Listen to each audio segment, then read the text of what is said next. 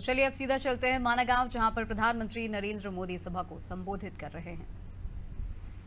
80-80 साल के माता पिता ऐसे बुजुर्ग लोग वहां आने के बाद मुझे चिट्ठी लिखते थे कि कभी सोचा नहीं था कि गिरनार पर्वत पे जाकर के तीर्थ क्षेत्रों की हम पूजा दर्शन कर पाएंगे।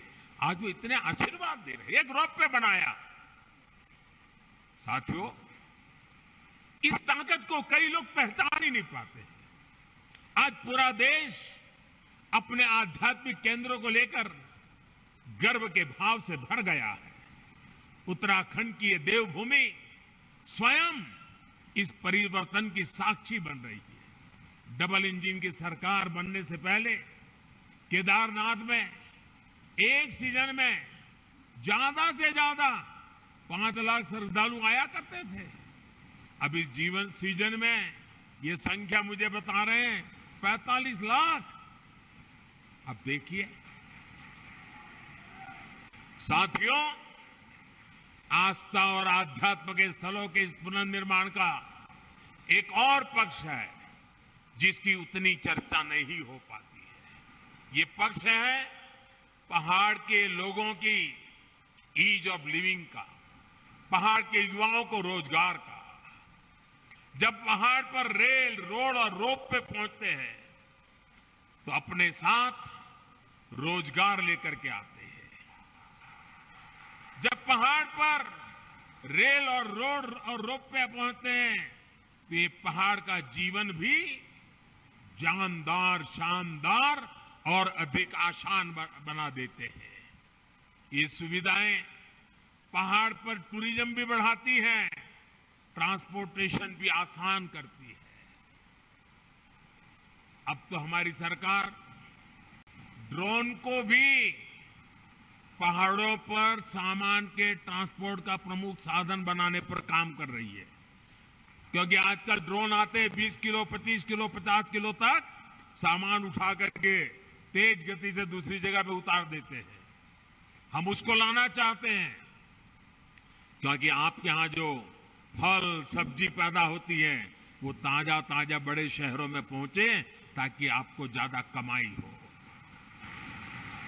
और मैं आज हिंदुस्तान के सीमा पर देश की रक्षा कर रहे गांववासियों के बीच आया हूं। तब अभी मैं आप जो हमारी माताएं बहनें, सेल्फ हेल्प ग्रुप की बहनें जो उत्पादन पैदा करती है, जो मसाला, वो पहाड़ी नमक, ये सारी चीजें मैं देख रहा था। और पैकेजिंग वगैरह में बस सचमुच में मेरा मन बड़ा प्रसन्न कर गया जी। माताओं बहनों को प्रणाम करता हूं, क्या बढ़िया काम किया आपने। लेकिन मैं यहां से हिंदुस्तान भर से जो प्रवासी आते हैं, जो यात्री आते हैं, जो एडवेंचर के लिए आते हैं, जो श्रद्धा के लिए, किसी भी तरीके से क्यों ना आते हो, एक जीवन में व्रत बनाइए कि आप यात्रा में जितना खर्चा करते हैं, ट्रैवलिंग का खर्चा करते होंगे, खाने के पीछे खर्चा करते होंगे, बड़ी होटल में रहने के लिए खर्चा करते होंगे, आप मन में एक व्रत बनाइए।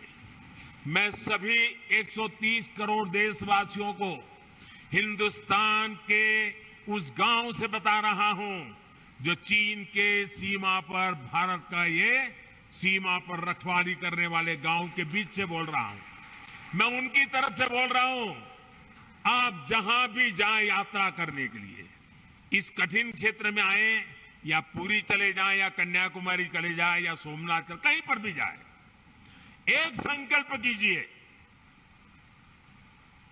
जैसे मैं वोकल फॉर लोकल की बात करता हूं ना, मैं आज एक और संकल्प के लिए प्रार्थना करता हूं। और देशवासियों को प्रार्थना करना है तो मेरा हक बनता है जी।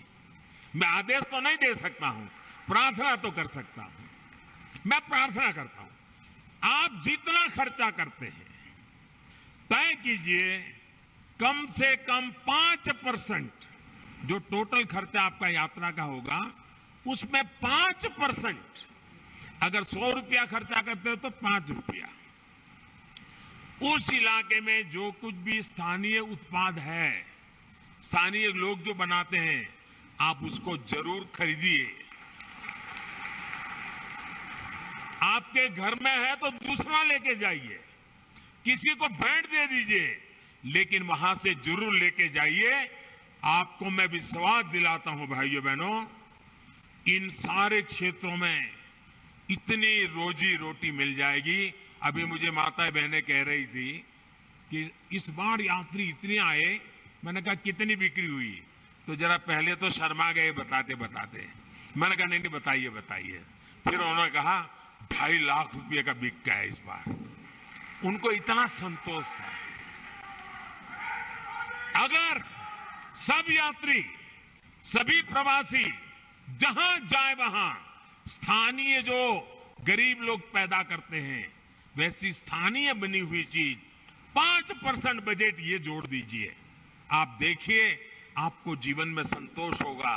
और घर में रखेंगे, बच्चों को बताएंगे कि देखिए हमने उस साल जब उत्तराखंड गए थे ना, ये तस्वीर तो तुझे अच्छी लगती है, उस तस्वीर के पीछे तो हमने 20 रुपया खर्च किया है, लेकिन ये जो छोटी चीज दिखती है ना, वहां की एक बूढ़ी मां बना रही थी, मैं उससे लेकर के आया था। आपको आनंद होगा, आपको संतोष होगा। इसलिए मैं आज यहां से पूरे देश को प्रार्थना कर रहा हूं, मेरे प्यारे भाइयों बहनों, पहाड़ के लोगों की पहली पहचान यही होती है कि वो बहुत मेहनती होते हैं।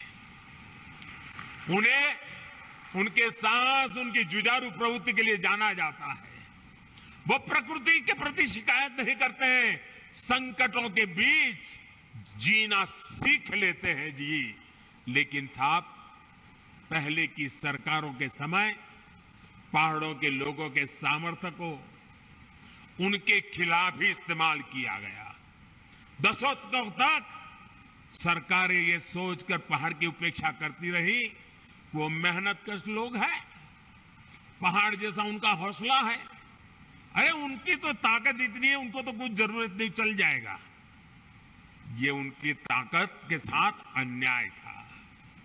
उनकी ताकत है इसका मतलब ये तो नहीं है कि उनको ऐसे ही रहने दिया जाए, उनको भी तो सुविधा चाहिए। मुश्किल हालतों में पहाड़ के लोगों को मदद मिलनी चाहिए। जब सुविधाएं पहुंचाने की बात हो, जब सरकारी योजनाओं का लाभ पहुंचाने की बात हो, तो पहाड़ के लोगों का नंबर सबसे बाद में आता था। इस सोच के साथ देश कैसे आगे बढ़ता? पहाड़ के लोगों के साथ हो रहे इस अन्याय को मुझे समाप्त करना ही था। इसलिए पहले जिस इलाकों को देश की सीमाओं का अंत मानकर नजरअंदाज किया जाता था, हमने वहां से समृद्धि का आरंभ मानकर काम शुरू किया है। पहले देश का आखिरी गांव जानकर जिसकी उपेक्षा की जाती थी, हमने वहां के लोगों को अपेक्षाओं पर फोकस पर करके काम करना शुरू किया है। पहले देश के विकास में जिनका योगदान को महत्व नहीं दिया जाया गया, हमने उन्हीं को साथ लेकर प्रगति के महान लक्ष्यों की ओर बढ़ने का संकल्प किया है।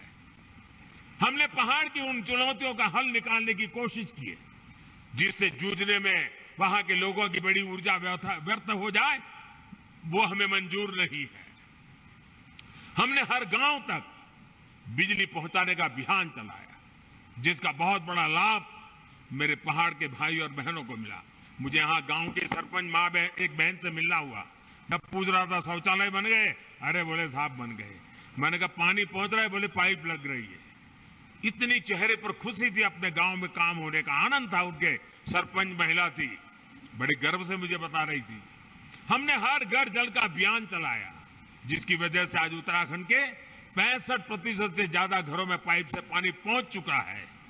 हमने हर पंचायत को ऑप्टिकल फाइबर से जोड़ने का अभियान चलाया, जिसकी वजह से उत्तराखंड के कोने कोने में आज डिजिटल कनेक्टिविटी पहुंच रही। मैं आज देख रहा था, इनके वे भी ऑनलाइन पैसे ले रहे थे, डिजिटल फिनटेक। मैं जरा हमारे पार्लियामेंट में कुछ बुद्धिमान लोग बैठते हैं, उनको बताना चाहता हूं कि मणा आई है, मणा। ये मेरे माणा में देखिए 8वीं कक्षा भरी हुई मेरी माँ बहने डिजिटल पेमेंट ले रही है। पेटीएम ऐसा लिखा हुआ है, क्यूआर कोड लगाया है अपने माल के सामने। ये ताकत मेरे देश की मुझे माणा गांव के लोगों के पास देख करके और गर्व हो रहा है। हमने गांवों में हेल्थ और वेलनेस सेंटर खोलने का अभियान चलाया, जिसकी वजह से आज गांव के पास चिकित्सा की सुविधा पहुंच रही है। इन अभियानों का बहुत बड़ा लाभ हमारी माताओं, बहनों, बेटियों को हुआ है। एक संवेदनशील सरकार, गरीबों का दुख दर्द समझने वाली सरकार कैसे काम करती है, यह आज देश के हर कोने में लोग अनुभव कर रहे हैं। कोरोना के इस काल में जब वैक्सीन लगवाने की बारी आई, अगर पहले की सरकारें होती तो शायद अभी तक वैक्सीन यहां तक ना आता, लेकिन ये मोदी है।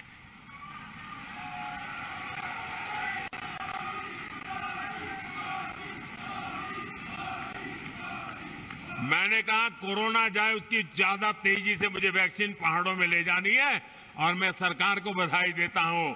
मेरे उत्तराखंड और मेरे हिमाचल 2 प्रदेशों ने सबसे पहले वैक्सीनेशन का काम पूरा कर दिया भाई। इस वैश्विक महामारी में लोगों को भूखमरी का शिकार ना होना पड़े, बच्चों को कुपोषण का शिकार ना होना पड़े, इसके लिए हमने प्रधानमंत्री गरीब कल्याण अन्न योजना शुरू की।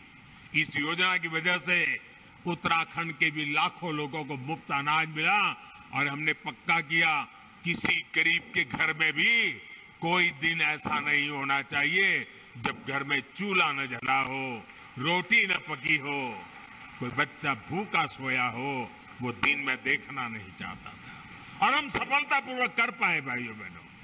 कुछ समय पहले ही हमारी सरकार ने उस अवधि को और 3 महीना बढ़ा दिया है, ताकि इस त्योहारों के दिनों में हमारे गरीब परिवारों को दिक्कत न हो।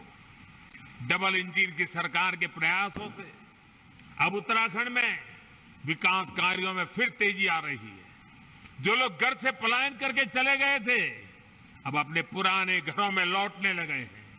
होम स्टे, गेस्ट हाउस, ढाबों, छोटी छोटी दुकानों में अब रौनक बढ़ने लगी है। इन सुविधाओं से उत्तराखंड में पर्यटन का